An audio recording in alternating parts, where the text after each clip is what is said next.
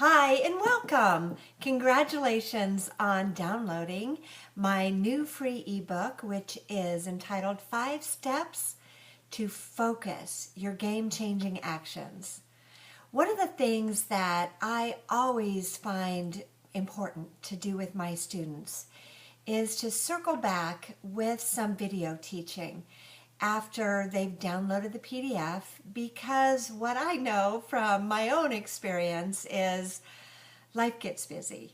And well intended as I always am when I download something to read and put into practice later, it doesn't always happen. And so I'm making an assumption that you're similar to me. You've got a busy life, you've got a full schedule, you've got goals that you're anxious to attain, and lots of demands on your time, and you're always looking to get from where you are to where you want to be. And time is our most precious resource. And so what I find with my coaching clients and with my students is if I can just wait a couple of days after they've gotten the PDF, you've most likely read it in part or in full, and now to circle back with some kind of conversation, as close as we can get it, conversation to just kind of go over a few things that maybe aren't super clear, or a few points that I want to emphasize that maybe slipped past you with the reading.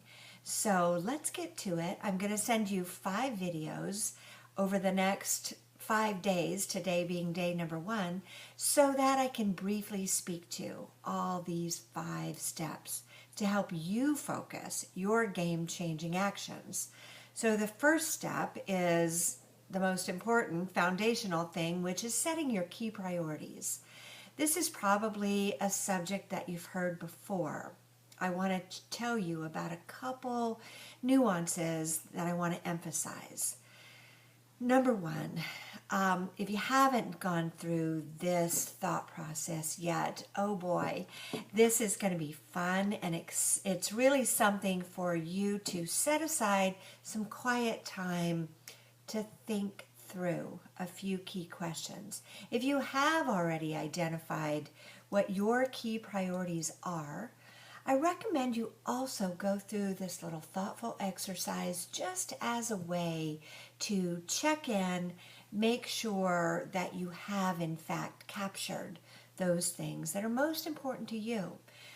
So a series of questions for you to open your journal and do some introspection. The first thing is, what if you die and you haven't yet done this? What would you regret? Right now, if it were the end of your life, what would you regret not yet having created or accomplished or experienced or felt? What is it for you that would be a regret? Jot that down. The next thing that I want you to think about is, what thing, or perhaps 1 or 2 or 3 things, will move you furthest and fastest toward that big vision that you have for your life? What if you could just get this chunk, this one thing done? It would get you 80% there. What is that in your case? Another thing to consider is, what is happening in your life that distracts you the most? Is it a relationship? Is it a financial situation? Is it a business pressure? Is it a distraction with something that's kind of unrequited, unfulfilled? What is it that distracts you the most? I recommend that you go through this introspection every week and you review what your key priorities are. And once you have set those 1, 2, or 3 things that are your key priorities for this time, that you always weekly be checking in with them. As events unfold, as you accomplish, as you do, this is going to evolve. This is a very malleable, changing thing. As circumstances around you change, as you change. For now, go through this series of questions to identify 1, 2, or 3 needle movers, I like to call them.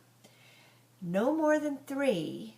Like I said in the ebook, that's like having 50 best friends. It really dilutes the meaning of all. Key priorities are just that.